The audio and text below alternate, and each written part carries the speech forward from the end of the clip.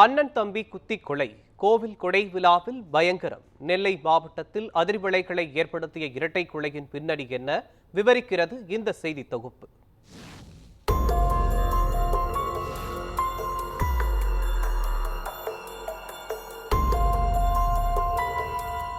ஒரே சமுதாயத்தைச் சேர்ந்த இரு பிரிவினருக்கிடையே ஏற்பட்ட மோதலில் ஒரு தரப்பைச் சேர்ந்த அண்ணன் மற்றும் தம்பி கத்தியால் குத்தி படுகொலை செய்யப்பட்டுள்ளனர். கோவில் கொடை விழாவில் பங்கேற்க வந்த பொதுமக்களை கொலை நடுங்க வைத்த இரட்டை கொலை சம்பவம் தொடர்பாக போலீசார் தீவிர விசாரணையில் இறங்கியிருக்கிறார்கள். நெல்லை திசையன்விளை அருகே காரம்பாடு கிராமத்தில் ஓடைக்கரை சுடலைமாடசாமி கோயில் கொடை விழா நேற்றிரவு நடைபெற்றது. கொடை விழாவிற்காக கரகாட்டம், ஒயிலாட்டம், மயிலாட்டம் உள்ளிட்ட பல்வேறு கலை நிகழ்ச்சிகளுக்கு விழா கமிட்டி சார்பில் ஏற்பாடு செய்யப்பட்டிருந்தது.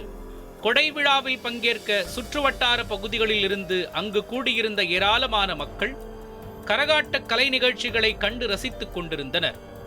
அப்போது ஒரே சமுதாயத்தைச் சேர்ந்த இரு பிரிவினருக்கு இடையே வாய் தகராறு ஏற்பட்டதாக கூறப்படுகிறது. வாய் தகராறு முற்றி கைகலப்பான போது ஒரு பிரிவினர் எதிர்த்தரப்பைச் சேர்ந்தவர்களை தாங்கள் மறைத்து வைத்திருந்த கத்தியால் சரமாரியாக குத்திவிட்டு அங்கிருந்து தப்பிச் சென்றனர்.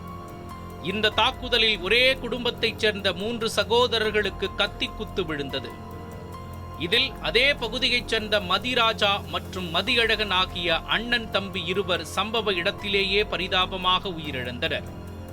படுகாயமடைந்த மற்றொரு சகோதரர் மகேஸ்வரனை அப்பகுதி மக்கள் ஆபத்தான நிலையில் மீட்டு சிகிச்சைக்காக நெல்லை அரசு மருத்துவமனைக்கு அனுப்பி வைத்தனர்.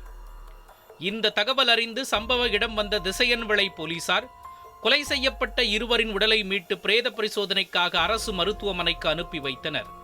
இதற்கிடையே நெல்லை மாவட்ட எஸ்பி சிலம்பரசன் விடுப்பில் உள்ள நிலையில் குமரி மாவட்ட எஸ்பி சுந்தரவதனம் தலைமையிலான போலீசார் சம்பவ இடத்தை நேரில் பார்வையிட்டு விசாரணை நடத்தினர்.